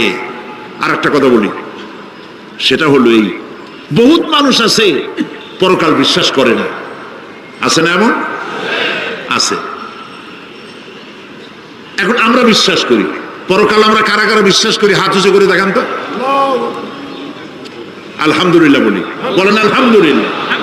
এখন যারা বিশ্বাস করে না তাদেরকে জানাতে চাই, আমরা যারা পরকালে বিশ্বাস করি, তাহলে পরকাল যদি না হয়, কিয়ামত যদি না হয়, বিচার আচার যদি কিছু না হয়, আমরাও বেঁচে গেলাম, আপনারাও বেঁচে গেলেন। কিন্তু সত্য সত্যই যদি পরকাল একটা হয়, বিচার যদি হয়, আমরা বেঁচে যাব, ফেসে যাবা তোমরা। প্রিয় ভাই সব, আল্লাহ রাব্বুল আলামিন সুন্দর করে বুঝাচ্ছেন। দেখো এই যে সারা বছর এই যে এটা কি বলে পরকাল কেন হবে, এটা বুদ্ধি দিয়ে চিন্তা করো, জ্ঞান দিয়ে চিন্তা করো। সারা বছর ব্যবসা করার পর হিসাব নিকাশের একটা দিন আসে, আসে না? বলেন আসে কিনা? হিসাব নিকাশের একটা দিন আসে সারা বছর ব্যবসা করার পর, সারা বছর লেখাপড়া করার পর, তারপরে কি বলে পরীক্ষা দেওয়ার একটা দিন আসে, আসে না? তো সারা জীবন আপনি এখানে কাজবাজ করবেন, এখানে আপনি ভালো করলেন মন্দ করলেন, এর কোনো জবাব হবে না, বিচার হবে না। এটা পাগলে চিন্তা করতে পারে, আর পাগলেরা চিন্তা করে বলেই তারা বলে, পাগলেরই এটা কথা, মাটির পুতুল যেমনে নাচায় তেমনে নাচি, পুতুলের কি দোষ? মরিয়া দেখেন এই গান যারা বিশ্বাস করে মরিয়া দেখেন অবস্থাটা কি হয়। ফেরেশতারা আসা ধোপায় যেমন কাপড় আশ্রায় ওই রকম ঠ্যাং ধরিয়া কবরের মধ্যে আশ্রাবে আর বলবে যেমনে আশ্রায় তেমনি আশ্রাই, ফেরেশতার কি দোষ? কাজে এই পৃথিবী শেষ কথা নয়, মৃত্যু অবধারিত, মরা লাগবে না। এবার দেখেন আল্লাহ কি বলেন, আল্লাযী খালাকাল মাউতা ওয়াল হায়াতা লিয়াবলুয়াকুম আইয়ুকুম আহসানু আমালা। আল্লাহ পাক বলছেন আমি মৃত্যু আর জীবন সৃষ্টি করেছি। কেন করেছি লক্ষ্য করুন, লিয়াবলুয়াকুম, যাতে করে আমি তোমাদেরকে পরীক্ষা করে নিতে পারি। কি ব্যাপারে? আইয়ুকুম আহসানু আমালা, আমলের দিক থেকে, নেক কাজের মধ্য থেকে, ভালো কাজ এবং খারাপ কাজের মধ্য থেকে, আইয়ুকুম আহসানু আমালা, ভালো কাজের দিক থেকে তোমাদের মধ্যে কে উত্তম, কে ভালো মানুষ, এইটার পরীক্ষা নেওয়ার জন্য আমি মৃত্যু আর জন্মের সৃষ্টি করেছি। প্রিয় ভাই সব খুব লক্ষ্য করুন, জন্ম আর মৃত্যু, জন্ম হলে মৃত্যু হবেই, না হবে না? এই যে একটা ডিউরেশন, একটি সময়, এই সময়টা হলো পরীক্ষার সময়। আমরা যারা পড়াশোনা করেছি, আপনারা পড়াশোনা করেছেন নিশ্চয়ই, কলেজে অথবা হাই স্কুল অথবা মাদ্রাসায় প্রতি বছর একটা করে পরীক্ষা আসে না পরীক্ষা? এই পরীক্ষার ডিউরেশন কত সময়? 3 ঘন্টা। কয় ঘন্টা বলে? 3 ঘন্টা। এই 3 ঘন্টা পরীক্ষা দিতে গিয়ে আপনারা কি কোনো ছাত্রকে দেখেছেন যে প্রশ্নপত্র সামনে নিয়ে গল্প করতেছে, প্রশ্নপত্র সামনে নিয়ে তাস খেলে, জুয়া খেলে, আর একদিকে তাকায় থাকে? প্রতিটি মুহূর্ত সে কাজে লাগাচ্ছে, প্রতি মুহূর্ত কাজে লাগাচ্ছে। 3 ঘন্টা পুরা হওয়ার 2 ঘন্টার মধ্যে পরীক্ষা তার শেষ হয়ে গেছে, কিন্তু সে চলে যাচ্ছে না, বাকি আরো 1 ঘন্টা আধা ঘন্টা রিভাইজ করতেছে। সে যা যা পরীক্ষা দিয়েছিল প্রশ্ন অনুযায়ী জবাবগুলি ঠিক হয়েছে কিনা সে মিলিয়ে দেখে। কারণ কি? কারণ হলো এই পরীক্ষা যদি ফেল করি, বাপ মায়ের কষ্ট করা পয়সাগুলি বিফলে চলে যাবে, আমি চাকরি পাবো না, আমার জীবনটা 1 বছরের জন্য নষ্ট হয়ে যাবে। এই জন্য সে এত খাটাখাটনি করে পরীক্ষায় ভালো ফল করার জন্য সে পরীক্ষা দেয়, এবং পরীক্ষার রেজাল্ট এই পৃথিবীতেই হয়। ঠিক কিনা বলো? খাতা দেখতে যতদিন লাগে তারপরে পরীক্ষা হয়। খুব লক্ষ্য করুন, আমাদেরও একটা পরীক্ষা চলতেছে এই পৃথিবীতে, সকলে। ওটা শিক্ষাঙ্গনের পরীক্ষা, এটা জীবনের পরীক্ষা। এই যে ওর পরীক্ষার ডিউরেশন, সময়কাল 3 ঘন্টা, আর আমাদের পরীক্ষার, সমস্ত মানুষের পরীক্ষার সময়কাল হলো জন্ম থেকে শুরু করে মৃত্যু পর্যন্ত। এর মধ্যে বালেগ হওয়া পর্যন্ত সময়টা কনসিডারেবল, ক্ষমার যোগ্য। 15 বছর 12 বছর বালেগ হইতে যে কয় বছর লাগছে, এইটা যা করছেন যা বলছেন সব মাপ। কিন্তু বালেগ হওয়ার পরের থেকে নিয়ে মৃত্যু পর্যন্ত যা যা করবেন সমস্ত কাজের হিসাব আল্লাহর কাছে দিতে হবে। একটা প্রশ্ন করি আপনাদের কাছে, রাগ করবেন না তো? বলবেন যে কথা বলতে তো আপনি আসছেন, আমাদের দিয়ে খাটান কেন, এরকম চিন্তা করবেন না তো? প্রশ্নটা হচ্ছে, বলেন তো দেখি, পৃথিবীর মধ্যে সবচাইতে মূল্যবান জিনিস, দামি জিনিস কোনটা? ইখতিলাফ হয়ে গিয়েছে, ইখতিলাফ হয়েছে। কেউ বলেছে যৌবন, কেউ বলেছে কোরআন, কেউ বলেছে ইসলাম। আর যারা বেশি বুদ্ধি রাখে তারা খামোশ, তারা কথা বলে নাই। কোনটা কইয়া কোন জ্বালা চুপ করে থাকাই ভালো। সব থেকে মূল্যবান জিনিসের নাম সময়। সব থেকে মূল্যবান জিনিসের নাম কি? এবার বলেন, এই পৃথিবীর মানুষ সব থেকে অপচয় করে কোন জিনিসে? সময়ে। সময়ের অপচয় আমরা যা করি। আমি সেদিন পুলিশ লাইনে আমার একটা বক্তব্য ছিল, কয়েক হাজার পুলিশ ছিল সেখানে, জুমার দিন। আমি বলছিলাম জুমার আগে তাদের সামনে, আজ আপনাদেরকে বলি, বাড়িতে আজকে রাত্রে ক্যালকুলেটর না থাকে, যদি কাগজ কলম হাতে নেন, জীবনের 15 বছর বাদ দেন, এখন আপনার বয়স এখন যা, এই বয়সে প্রতিদিন ওই যৌবন প্রাপ্তির পর থেকে নিয়ে এই পর্যন্ত প্রতিদিন টেলিভিশনের সামনে নাটক দেখার জন্য, সিনেমা দেখার জন্য, ন্যাশনাল জিওগ্রাফি দেখার জন্য, ডিসকভারি দেখার জন্য, স্পোর্টস দেখার জন্য প্রতিদিন কয় ঘন্টা টিভির সামনে আপনি বসেন। এরপরে আপনি এগুলিকে সপ্তাহে কয় ঘন্টা হয়, মাসে কয় ঘন্টা হয়, বছরে কয় ঘন্টা হয়। বয়স এখন আপনার 50 বছর, 15 বছর বাদ দেন, 35 বছর হিসাব করেন কয় বছর আপনি টেলিভিশনের সামনে বসা ছিলেন। আমার কথা কি মাথায় ঢুকছে? কয় বছর টেলিভিশন আর সিনেমা হলে বসা ছিলেন?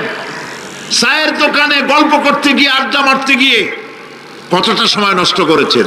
রবীন্দ্রনাথ, যতীন্দ্রনাথ, যোগীনাথ, তারপরে আরো কি, এই যে শরৎচন্দ্র, এই সমস্ত এই নাম মনে আসলো, কবি, সাহিত্যিক, ঔপন্যাসিক, নাট্যকার, তাদের বইপত্র, গল্পের বই, ভূতের গল্প, এই সমস্ত গল্পের বই পড়িয়া জীবনে কতটা সময় নষ্ট করেছেন। সবগুলি এক জায়গায় করেন, সবগুলি এক জায়গায় করেন, এরপরে আপনার চোখ ছানা বড় হয়ে যাবে। দেখতে পাবেন আপনার জীবনের উল্লেখযোগ্য 35 বছরের কম করে হলেও 20 বা 25 বছর অপচয় হয়ে গেছে, নষ্ট হয়ে গেছে।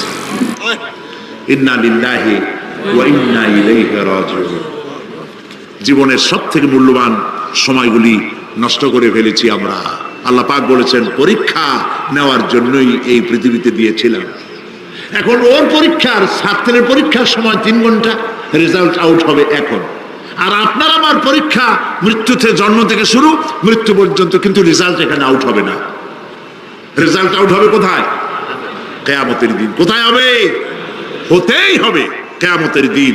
সেদিন এই পৃথিবীতে যারা ভালো কাজ করবে, ভালো কাজের জন্য আল্লাহ পুরস্কার দিবেন, আর মন্দ কাজ যারা করবে তাদের জন্য তিরস্কার তারা পাবেই। এই জন্য বিচার, কিয়ামত হওয়া, বিচার হওয়া, এটা বিবেকের দাবি, এটা জ্ঞানের দাবি। যারা বুদ্ধিজীবী দাবি করে, কপাল পোড়া, এরা এটা বোঝে না, এদের মাথার মধ্যে এটা ঢোকে না। ঠিক কিনা বলে? প্রিয় ভাই সব, কিয়ামত হবে এবং কিয়ামতে আল্লাহর দরবারে আমাদের সকলকে উঠতে হবে, এতে কোনো সন্দেহের অবকাশ নাই। এবার দেখেন আল্লাহ পাক এবার যুক্তি দিয়ে বুঝাচ্ছেন। সুবহানাল্লাহ বলেন। তোমরা যারা বলো যে মরে যাব, পচে যাব, মাটির সাথে মিশে যাব, আবার জিন্দা হব কেমনে? আল্লাহ বলে কেমনে জিন্দা হবা বুঝাই। সুবহানাল্লাহ বলেন। আল্লাহ রাব্বুল আলামিন বলেন, আল্লাহুল্লাযী আরসালার রিয়াহা ফাতুসিরু সাহাবান فسقناه إلى بلد ميت فأحيينا به الأرض بعد موتها كذلك النشور।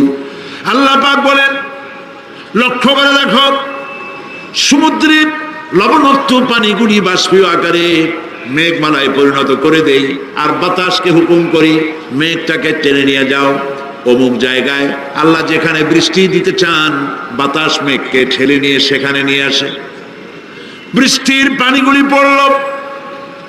আল্লাহ পাক বলেন, আকাশের সেই বৃষ্টির পানি দিয়া মরা জমিনকে আমি জিন্দা করে দিলাম। ফাআহিয়ানা বিহিল আরদা বাদা মাউতিহা, এই মৃত্যু জমিনকে আমি জিন্দা করলাম।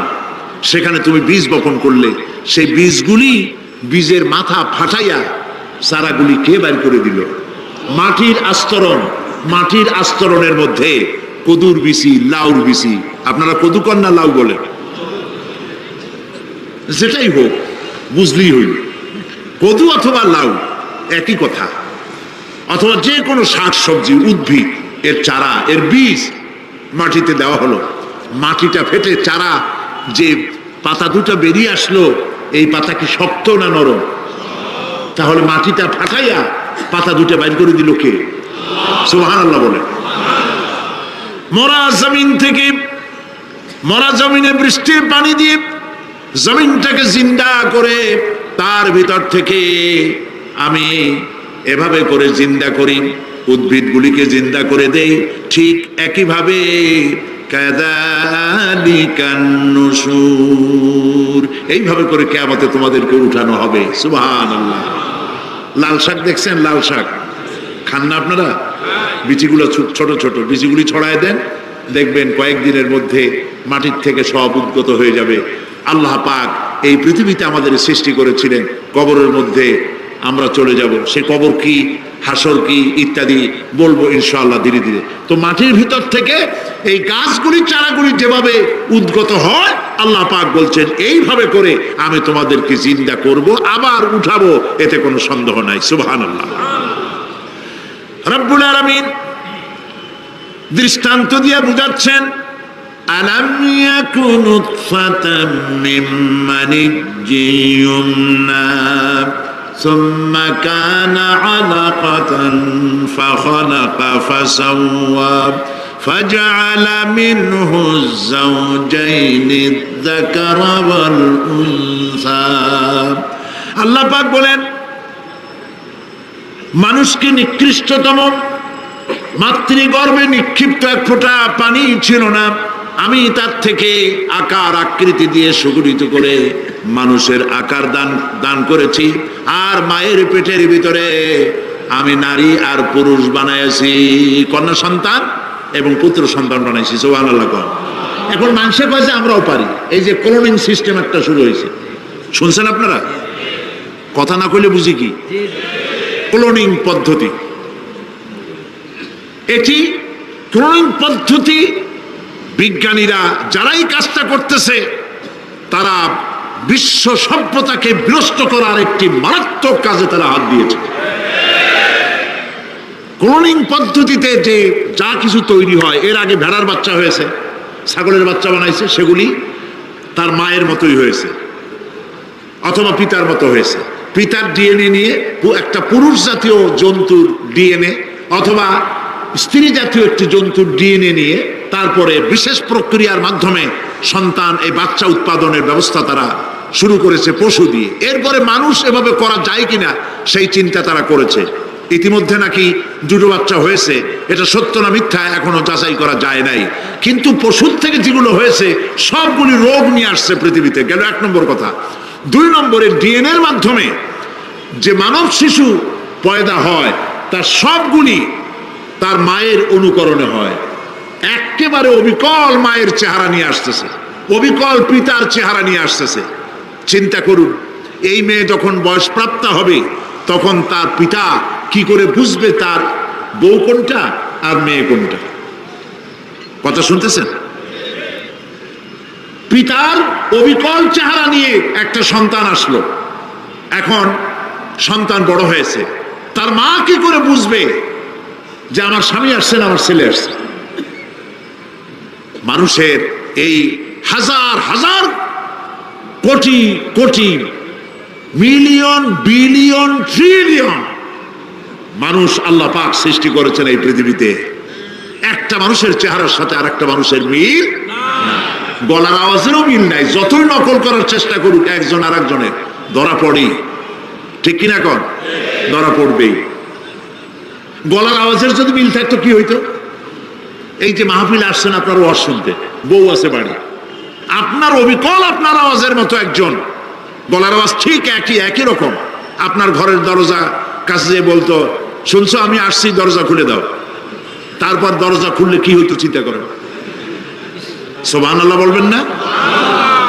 সুতরাং ক্লোনিং পদ্ধতিতে যারা মানুষ বানাবার চেষ্টা করছে, বিশ্ব সভ্যতাকে ধ্বংস করার জন্য, নৈতিকতার বাঁধকে ভেঙে দিয়ে পৃথিবীকে জেনা ব্যভিচারের একটি বিশাল একটি জাহান্নামে পরিণত করার জন্য তারা এই চেষ্টা চালাচ্ছে।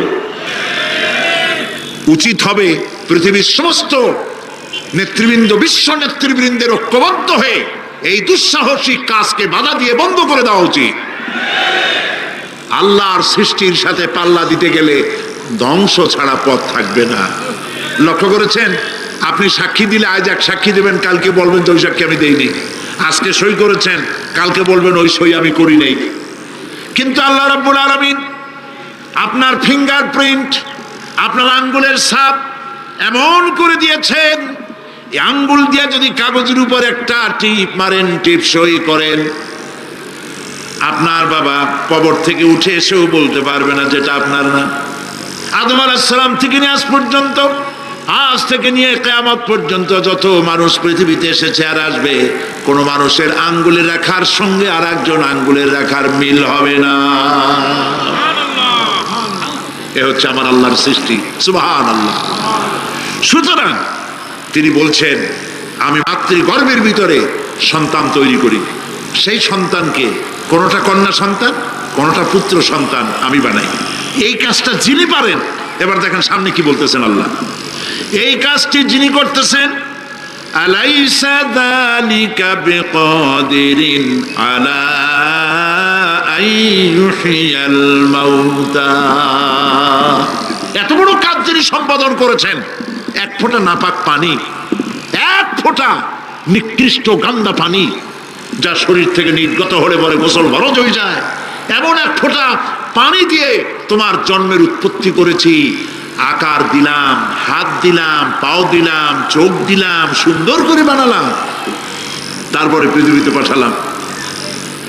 এরপরে তুমি কি করে মনে করতে পারো যে সেই আল্লাহ তোমার মৃত্যুর পরে আবার চিন্তা করতে পারবে না? আলাইসা যালিক, আল্লাহ পাক কি তোমাকে মৃত্যুর পরে, আলাইসা যালিকা বিকাদিরিন, আল্লাহ পাকের পক্ষে এটা কি সম্ভব নয় যে তোমার মৃত্যুর পরে আল্লাহ আবার চিন্তা করবেন? বলেন অবশ্যই পারবেন, বলেন অবশ্যই পারবেন। প্রিয় ভাই সব, আল্লাহ পাকের পরে বলছেন, ইয়া আইয়ুহান নাসু ইন কুনতুম ফি রাইবিম মিনাল বা'সি ফাইন্না খালাকনাকুম মিন তুরাব। হে মানব সকল, যদি সন্দেহ হয় যে আমি তোমাদের পরকাল সম্পর্কে, যদি পুনরুত্থান সম্পর্কে যদি তোমাদের সন্দেহ হয়, জানা থাকা উচিত আমি তোমাদেরকে মাটি দিয়ে সৃষ্টি করেছি, মাটির উপকরণ দিয়ে সৃষ্টি করেছি। এই মাটির সাথে মিশে যাবা, আবার উঠানো হবে। মাটিতে কবরের মধ্যে মুর্দা রাখার সময় কি বলি আমরা? মিনহা খালাকনাকুম ওয়া ফিহা নুঈদুকুম। পড়েন সবাই, মিনহা خلقناكم وفيها نعيدكم ومنها نخرجكم تارة أخرى। মাতৃগর্ভের ভিতরে মানুষকে আল্লাহ রাব্বুল আলামিন হাত পাও চক্ষু কর্ণনাসিকা দিয়ে সুন্দর করে মায়ের পেটের ভিতরে বানায়া এই পৃথিবীতে আল্লাহ পাক পাঠায় দেন। আর আল্লাহ পাক বলেন, সুম্মা নুখরিজুকুম তিফলা, বাচ্চার আকারে মায়ের পেট থেকে বের করে দিলাম। যে আল্লাহ রাব্বুল আলামিন এইভাবে করে তোমাদেরকে সৃষ্টি করেন। যালিকা বিআন্নাল্লাহা হুয়াল হক। জেনে রাখো, এই সব কিছু এই জন্যই ঘটে যেহেতু আল্লাহ রাব্বুল আলামিন, আল্লাহ তাআলা মহা সত্য, তিনি যা বলেন তাও সত্য, তার কথার মধ্যে কোনো রকমের বৈপরীত্য নাই। ব্যারোমিটার যন্ত্র আছে, যে যন্ত্রের মাধ্যমে আবহাওয়া মাপা হয়, বৃষ্টি হবে কি হবে না, ঝড় হবে কি হবে না, জলোচ্ছ্বাস হবে কি হবে না, এগুলি ব্যারোমিটার যন্ত্র দিয়া, আবহাওয়া মাপা যন্ত্র দিয়ে তারা মাপে। কিন্তু আপনারা কি কখনো শুনেছেন যে রেডিও টেলিভিশনে বলা হয়েছে সন্দ্বীপ, কুতুবদিয়া, হাতিয়া, সেন্ট মার্টিন এবং বাঁশখালী, আর কি কোন দু একটার নাম, কক্সবাজার, পতেঙ্গা ইত্যাদির উপর দিয়ে 280 মাইল স্পিডে ঝোড়ো হাওয়া প্রবাহিত হবে। আগামীকাল 30 ফিট উঁচু হয়ে জলোচ্ছ্বাস হবে, এরকম কথা বলে কেউ? কি বলে? হইতে পারে, হইতে পারে, বজ্র সহ বৃষ্টিপাত হতে পারে। এবার কোরআন শরীফ দেখুন তো, কোরআন শরীফে কোথাও আছে পরকাল হইলেও হইতে পারে, কবর আযাব এটাও হয়তো হইতে পারে, জান্নাত আর জাহান্নাম থাকতেও পারে, এরকম কথা আছে? সব কথা ডাইরেক্ট, কোন কথার ভিতরে কোন রকমের বৈপরীত্য নাই। আল্লাহ রাব্বুল আলামিন বলেছেন, ইযাস সামাউ ফাতারাত, আকাশসমূহ যখন বিদীর্ণ হয়ে যাবে, ওয়া ইযাল কাওয়াকিবু তাসারাত, আর যখন তারকাসমূহ বিক্ষিপ্ত হয়ে পড়বে, ওয়া ইযাল কুবুরু বুসিরাত, আর যখন কবরের ভিতরে যা কিছু আছে সব উদ্গীরণ করে দেওয়া হবে। সমস্ত কথাগুলি ডাইরেক্ট। যালিকা বিআন্নাল্লাহা হুয়াল হক, যেহেতু আল্লাহ মহা সত্য।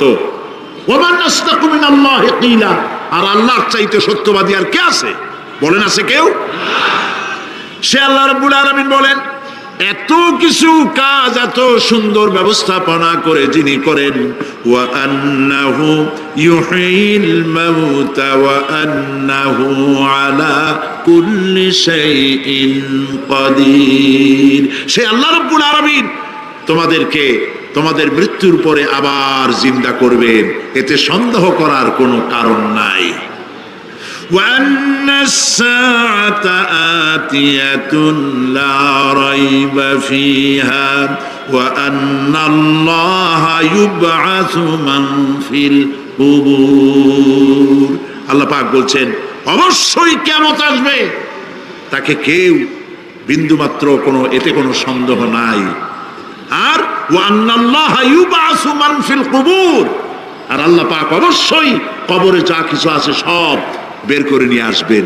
কান্নাহুম জারাদুম মুনতাশির, যেমন আপনারা দেখছেন কিনা এই যে যখন বন্যা বলে, পানি টানি যখন ওঠে, বন্যা না কি বলে, তুফান, বন্যা ইত্যাদি যখন হওয়ার সম্ভাবনা হয়, তখন মাটি থেকে, গ্রাম্য পরিবেশে দেখা যায় মাটি থেকে পোকামাকড়গুলি এভাবে উঠতে থাকে। দেখছেন না আপনারা? দেখছেন কিনা?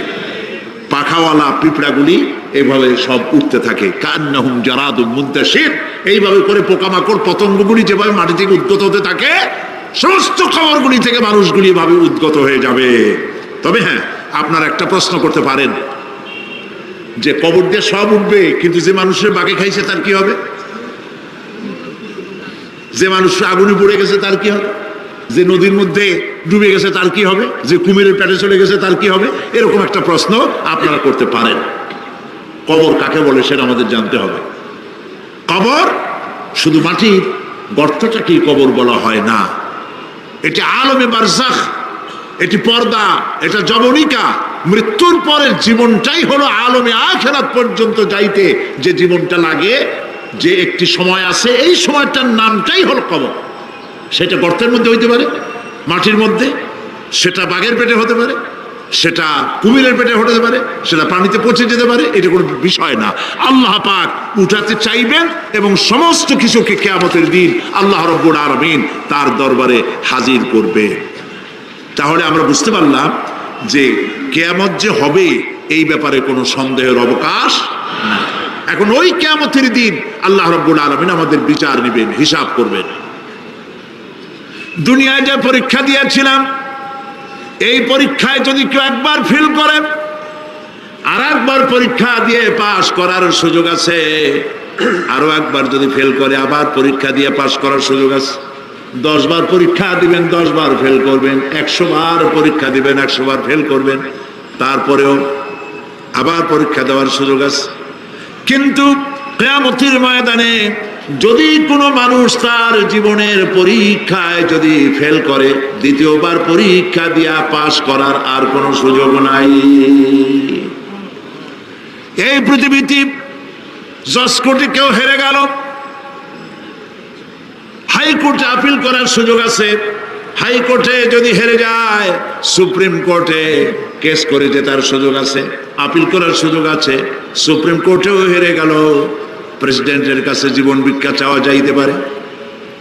কিন্তু কিয়ামতে আখিরাতে আদালতে ওই জায়গায় মানুষ যদি একবার তার জীবনের মামলায় হেরে যায়, দ্বিতীয়বার আপিল করার আর কোনো জায়গা নাই।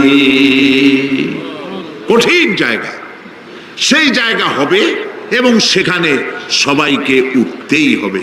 সুতরাং এই যে প্রশ্ন করা হয় যে প্রায় এই কিয়ামত কবে হবে, এটা বিশ্বাস করি না, হ্যান ত্যান ইত্যাদি, মরলে আবার জিন্দা করবে কে, এইসব প্রশ্নের কোনো দাম নাই। আল্লাহ পাক এই ব্যাপারে আরেকটি কথা বলছেন, ইয়াসআলুনাকা কাআন্নাকা হাফিজুন আনহা কুল ইন্নামা ইলমুহা ইনদাল্লাহ ولكن أكثر الناس لا يعلمون। হে নবী, এরা আপনার কাছে এই প্রশ্নটা করে এইভাবে যে কিয়ামত কবে আসবে, মনে হয় যেন আপনি এটা জানেন। এই ইলম কিয়ামত কবে হবে মনে হয় যেন আপনি এটা জানেন, সেই জন্য তারা এই প্রশ্নটা করছে। আসলে কুল ইন্নামা ইলমুহা ইনদাল্লাহ, কিয়ামত কবে হবে এটা কে জানেন? ওয়ালাকিন্না আকসারান নাস লা ইয়ালামুন, অবশ্যই অধিকাংশ মানুষের এইটা জানে না কিয়ামত কবে হবে, এটা একমাত্র আল্লাহ পাক জানেন।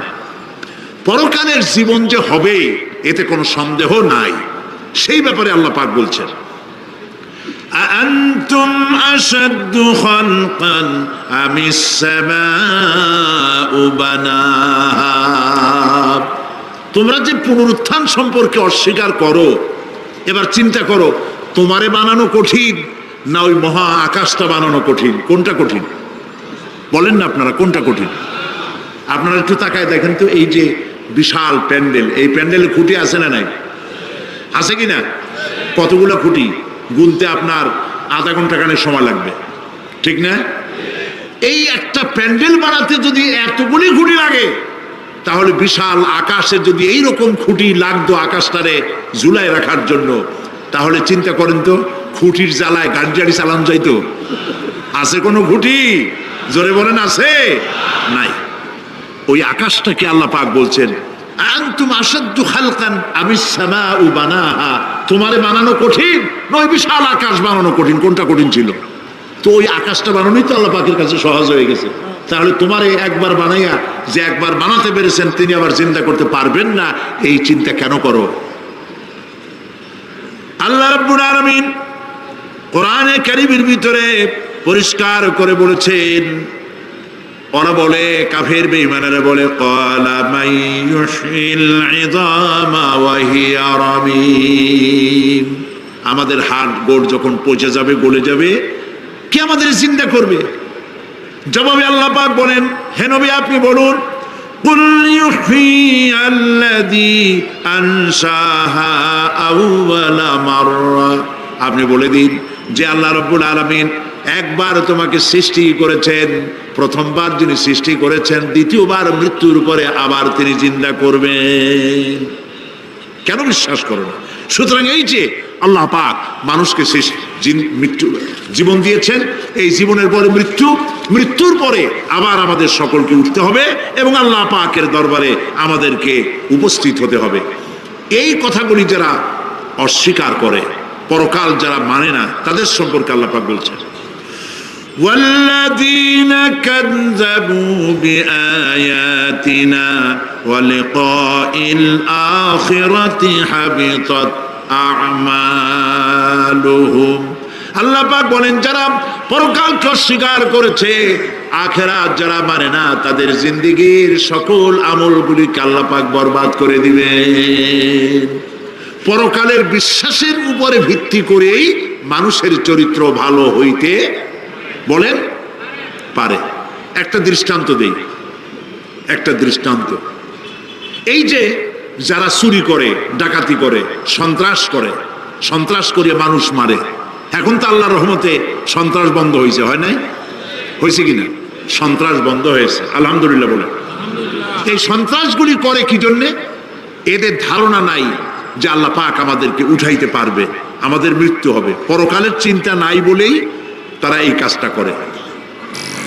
চাঁদাবাজি, মাস্তানি, কে আপনাকে ঠেকাবে? পুলিশের ভয় আপনি ঘুষ নিবেন না, পুলিশে দেখে ফেলবে। অথবা কোন পুলিশ মনে করলো যে আমার ঊর্ধ্বতন অফিসার তো দেখেন আমি ঘুষ নেই।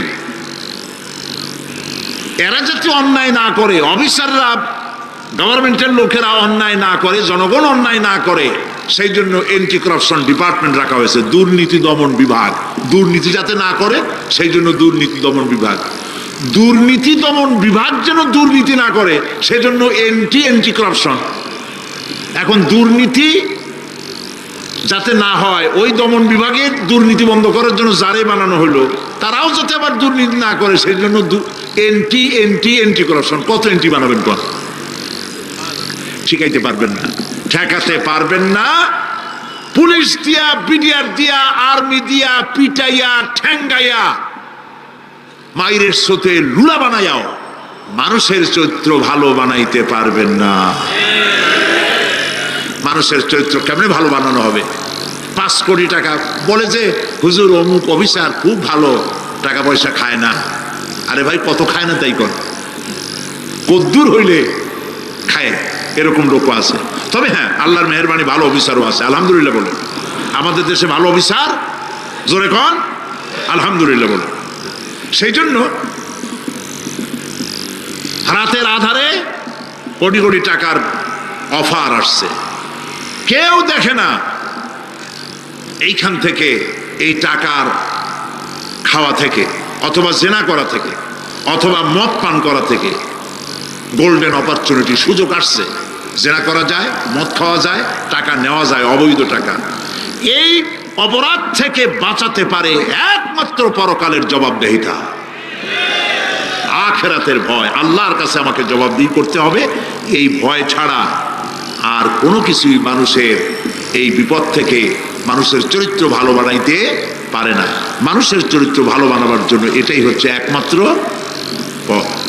সেই জন্য আল্লাহ পাক আখিরাতের জীবন রেখেছেন, উঠতে সেখানে হবেই। এই পৃথিবীতে একবার যখন আসছি, আমাদেরকে জিন্দা আল্লাহ করবেন এবং সমস্ত কথাগুলির জবাব আল্লাহর কাছে দিতে হবে। পরকালের ব্যাপারে আল্লাহ পাক একটা ঐতিহাসিক যুক্তি দিয়েছেন, অনেক যুক্তি কোরআনে কারিমে দিয়েছে। আরেকটি যুক্তি আপনারা শোনেন, একেবারে ঐতিহাসিক যুক্তি। আল্লাহ পাক বলছেন, মহান আল্লাহ তাআলা আখিরাতের বাস্তবতা সম্পর্কে একদিকে যেমন তার সৃষ্টির কলা কৌশল সম্পর্কে বলেছেন, আর একদিকে মানুষকে চিন্তা ভাবনা করতে বলেছেন। চিন্তা ভাবনা করে দেখো, কালের সাক্ষী, কালের পুঞ্জীভূত সাক্ষী গ্রহণ করো, দেখো যে পরকাল হবে কিনা, এই আল্লাহ পাক কিয়ামতে তোমাদেরকে উঠাতে সক্ষম কিনা। আল্লাহ রাব্বুল আলামিন বলেন, ওয়াত্তুর ওয়া কিতাবিম মাসতুর ফি রাক্কিম মানশুর ওয়াল বাইতিল মা'মুর ওয়াস সাকফিল মারফু' ওয়াল বাহরিল মাসজুর ইন্না আযাবা রাব্বিকা লাওয়াকি' মা লাহু মিন দাফি'। সূরা তুর। আল্লাহ পাক বলছেন, তুর পাহাড়ের শপথ, তুর পাহাড়ের শপথ, সেই প্রকাশ্য পবিত্র গ্রন্থের শপথ যা লিপিবদ্ধ রয়েছে মুসলিম ঝিল্লিতে, চর্ম ঝিল্লিতে লিপিবদ্ধ রয়েছে। আরো শপথ বাইতুল মামুরের, আরো শপথ সুউচ্চ আকাশের, আরো শপথ উচ্ছ্বাসিত তরঙ্গায়িত সমুদ্রের। নিশ্চয়ই সেই আযাব আসবে, আযাব মানে কিয়ামত, সেই পরকাল অবশ্যই আসবে। মা লাহু মিন দাফি', এই শাস্তি থেকে, এই কিয়ামত আসা থেকে, এই কিয়ামত সংগঠিত হওয়া থেকে রোধ করার মতো ক্ষমতা কারো নাই। সুবহানাল্লাহ। এখন আল্লাহ পাক তুর পাহাড়ের কসম করছেন। তুর পর্বত হচ্ছে সেই পর্বতের কথাই ধরা যাক, যেখানে এটি ঐতিহাসিক পর্বত। হযরতে মূসা আলাইহিস সালামকে আল্লাহ রাব্বুল আলামিন যেখানে নবুয়তের শিরস্থান পড়িয়ে দিয়েছিলেন, তুর পাহাড়ের ভিতরে। অতুর সিনিন, তুর পাহাড়ের কসম আল্লাহ পাক বলছেন। এবং খোদায় আল্লাহ রাব্বুল আলামিনের সঙ্গে বিরোধিতা করার কারণে ফেরাউনকে এই তুর পাহাড়ের কাছেই লোহিত সাগরের মধ্যে, দরিয়ায় নীলের মধ্যে আল্লাহ পাক ডুবিয়ে মেরেছিলেন। এবং নির্যাতিত বনি ইসরাইলকে শাস্তি দেওয়ার চূড়ান্ত সিদ্ধান্ত এই তুর পাহাড়েই আল্লাহ পাক দিয়েছিলেন। আল্লাহ বলছেন, আমি সেই তুর পাহাড়ের কসম করি। ওয়া কিতাবিম মাসতুর, এবং পবিত্র গ্রন্থের শপথ, যেই গ্রন্থগুলি নাজিল হয়েছে নবীদের উপরে, ইনজিল, তাওরাত, জাবুর, কোরআন, এই কিতাবগুলির কসম করি। সুবহানাল্লাহ। কোরআনের কসম করি, আল্লাহ পাক বলছেন, এই কিতাবগুলির কসম করছি। তুর পাহাড়ের কসম করছি, কিতাবগুলির কসম করছি। ওয়াল বাইতুল মামুর, আর বাইতুল মামুরের কসম করছি। সেটা কি? আকাশের প্রত্যেকটি আকাশে একটি করে বাইতুল মামুর আছে। ওই আকাশের ফেরেশতারা এই বাইতুল মামুরকে কেন্দ্র করে আল্লাহ রাব্বুল আলামিনকে সিজদা দেয়। আল্লাহ পাক হযরত আদম আলাইহিস সালামকে বলেছিলেন, একটি ঘর বানাও, বাইতুল মামুরের নিচে বানাও। তিনি বললেন, আমি তো জানি না বাইতুল মামুর কোথায়। হযরতে জিবরাইলকে পাঠানো হলো। বাইতুল মামুর আকাশের যেখানে আছে ঠিক সেই সোজা বর্তমানে মক্কা শরীফে যে কাবা শরীফ যা আছে অবিকল আল্লাহ পাকের আকাশে বাইতুল মামুর যেখানে তার সরাসরি নিচেই কাবা শরীফ স্থাপিত হয়েছে। আল্লাহ রাব্বুল আলামিন বলছেন, আমি এই বাইতুল মামুরের কসম করছি। এরপরে আল্লাহ পাক বলছেন যে ফেরেশতারা যে বাইতুল মামুরকে তাওয়াফ করে এবং আল্লাহ পাকের ইবাদত করে সেই বাইতুল মামুরের কসম, ওয়াস-সাকফিল মারফু, সুউচ্চ আকাশের কসম। এই আকাশ আল্লাহ পাক সৃষ্টি করেছেন বিগাইরে আমাদিন, কোন রকমের কোন খুঁটি ছাড়াই। সুবহানাল্লাহ বলি আমরা। এই বিশাল আকাশ সম্পর্কে ওই যে বুদ্ধিজীবী যারা, কোরআনের জ্ঞান যাদের কাছে নাই, তারা বলে যে আকাশ বলতে কিছু নাই, ওইটা একটা নীলা নীলা বহুত দূর, সেই জন্য নীলা নীলা দেখা যায়। এই পৃথিবী সম্পর্কেও তাদের ধারণা এই পৃথিবীও কিছু না, এটা হলো ওই যে কি বলে সূর্যের কাছের থেকে একটা উজ্জ্বল জ্যোতিষ্ক খুব ফোর্সে যাচ্ছিল, এই ফোর্স সহ্য করতে না পেরে সূর্যের একটি অংশ মহাশূন্যের উপরে ছিটকে পড়লো, ঘুরতে ঘুরতে পৃথিবীর আকার ধারণ করেছে। এই হলো ওদের ধারণা। অ্যাক্সিডেন্টের মাধ্যমে নাকি এই পৃথিবী হয়েছে।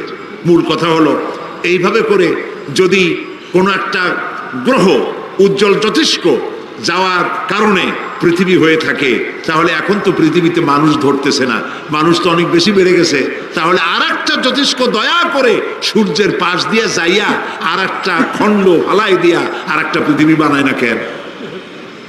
প্রিয় ভাই সব, আল্লাহ পাক বলছেন ওয়াস-সাকফিল মারফু, আমি এই বিশাল আকাশের কসম করি। সুবহানাল্লাহ। এরপরে ওয়াল বাহরিল মাসজুর, পৃথিবীতে প্রবাহিত উচ্ছ্বসিত তরঙ্গায়িত সমুদ্র রাজির কসম করি। সুবহানাল্লাহ। আচ্ছা বলেন তো, এই পৃথিবী এর নিচে কি? এই পৃথিবীর নিচে কি? এই পৃথিবী মহাশূন্যের উপরে ঘুরছে। লক্ষ্য করেন আল্লাহর কত বড় শক্তি। আটলান্টিক মহাসাগর কোথায় বলতে পারবেন না? এই পৃথিবীতে। আটলান্টিক মহাসাগর কোথায়? এই পৃথিবীতে। আটলান্টিক মহাসাগর, প্রশান্ত মহাসাগর, ভূমধ্য সাগর, যত সাগর আর মহাসাগর সব এই পৃথিবীতে। এই পৃথিবী অসংখ্য পাহাড়, অসংখ্য সমুদ্র আর অসংখ্য মানবরাজি নিয়ে লাটিমের মতো ঘুরতেছে। সুবহানাল্লাহ। মহাশূন্যের উপর, মহাশূন্যের উপরে লাটিম যেমন ঘোরে পৃথিবী তেমন ঘোরে, অথচ মানুষগুলো ছিটকে পড়ে যায় না, পানিগুলি উড়ে কোথাও পড়ে যায় না। সুবহানাল্লাহ বলতে ইচ্ছে করে না। আল্লাহ রাব্বুল আলামিন সূরা ইয়াসিনের মধ্যে বলেছেন লাশ-শামসু ইয়ানবাগি লাহা আন তুদরিকাল কমারা ওয়ালাল লাইলু সাবিকুন নাহার ওয়া কুল্লুন ফি ফালাকিন ইয়াসবাহুন। সূর্য চন্দ্রের অধিকার নষ্ট করতে পারে না। রাত দুপুরের সময় সূর্য উঠবে না, দিনের দুপুর বেলায় চন্দ্র উদিত হয়ে সূর্যের আলোকে নিষ্প্রভ করতে পারে না। চন্দ্র সূর্যের আগে যেতে পারে না, সূর্য চন্দ্রের আগে যেতে পারে না, কারো গায়ে কারো ধাক্কা লাগে না। অসংখ্য তারকারাজি উড়ে বেড়াতেছে, কারোর সাথে কারো কোনো ধাক্কা নাই, কোনো সংঘর্ষ নাই।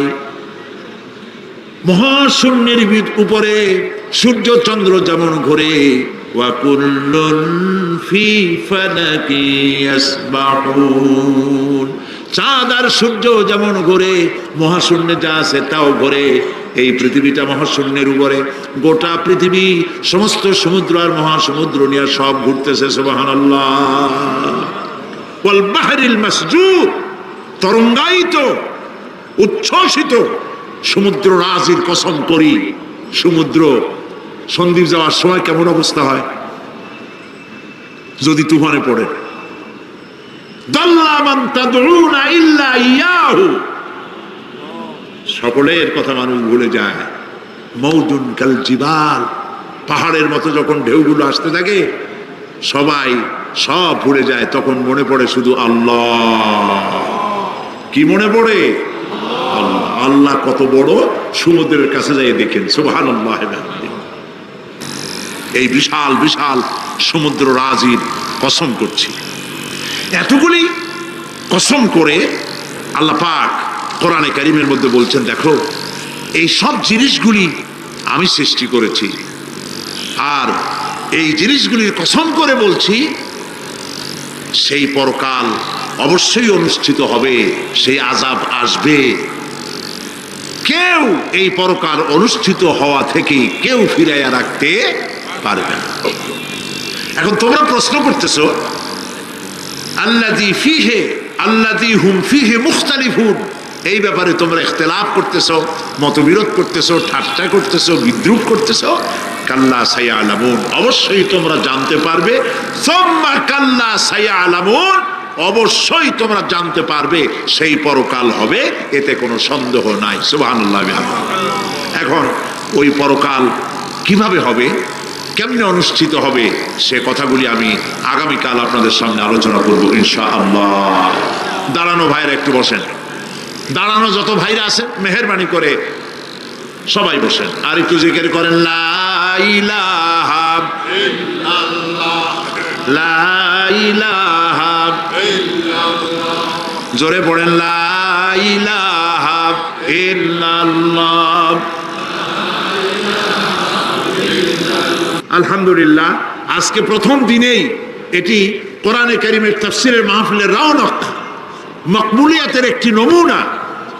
আজকে প্রথম দিনেই প্রথম দিনেই পাঁচজন ইসলাম কবুল করার জন্য মঞ্চে এসে হাজির হয়ে গেছেন, আলহামদুলিল্লাহ বলে। তাদেরকে আমরা ইসলাম কবুল করাবার ব্যবস্থা করছি, আর তারপরে মোনাজাত হবে, আজান হবে, এশার জামাত হবে। এত বড় জামাতের লোক